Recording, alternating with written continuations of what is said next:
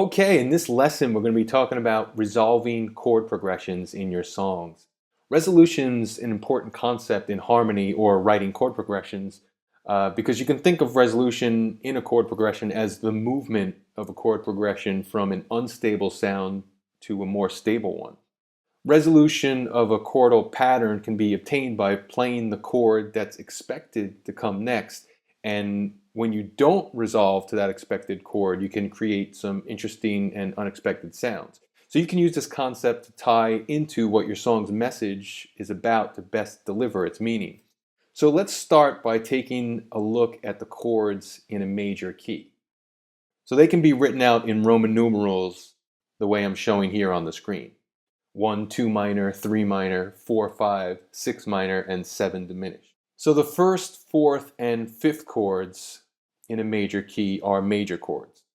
The second, third, and sixth chords are minor, and then that seventh chord is diminished. The one chord can be thought of as home in your particular song's key. I've also heard of it described as the goal of a chord progression, which is an interesting way of thinking about it since the progression wants to get there. It's typically where the chord progression wants to resolve to. Now, the most common type of resolution in popular music is probably the 5 chord to the 1 chord. It's very expected and it creates this very strong sense of resolution when the 1 chord hits.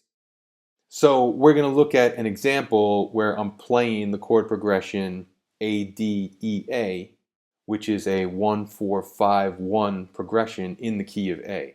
So when you listen to this progression, you'll notice that when I get to the E chord, which is the 5 chord, there's a strong sense of wanting to return home to the A.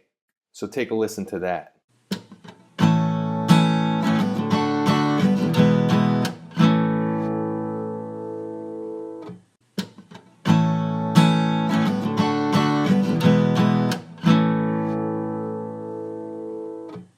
So you can hear there what I'm talking about that 5 chord going back to the 1 and really wanting to get there. Now you can also obtain resolution by using the 4 chord going to the 1 chord, but it doesn't create as strong of a sense of wanting to resolve as the 5 chord did. So now we'll look at an example that flips around the middle 2 chords that we just looked at in the previous example. So this one uses the progression in the key of A, which is A, E, D, A, or 1, 5, 4, 1. So this time the 4 is the one that's leading back to the 1. So take a listen to that.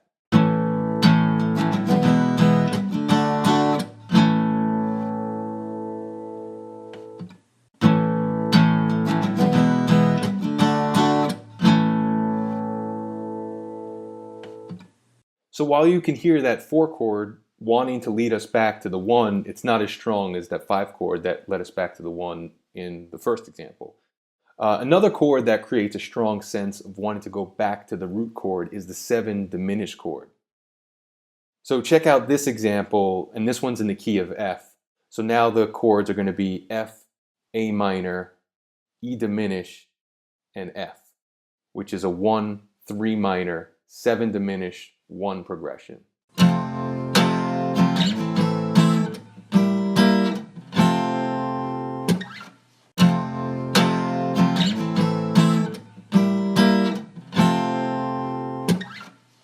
So just like our first example, that one creates this strong sense of tension in that second to last chord that wants to bring us back to the tonic or the root chord.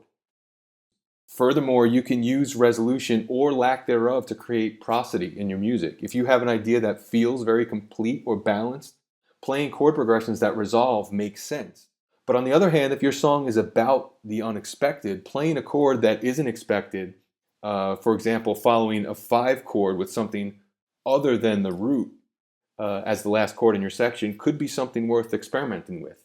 Another idea could be if your song is about longing or feeling incomplete, ending a section on a chord that wants to be resolved but doesn't could be an interesting approach to take. So for example, letting a section ring out on the 5 chord and not resolving it back to the 1 chord could be an excellent way to highlight that idea of feeling incomplete or unresolved. All right, so hopefully that information helps you out. If you're looking for a lot more information regarding writing chord progressions for your songs, click below this video. I've got a great resource for you there. Also, if you're watching this video on YouTube, don't forget to subscribe to our channel. Thank you for checking this out, and I'll talk to you in the next one. Take care.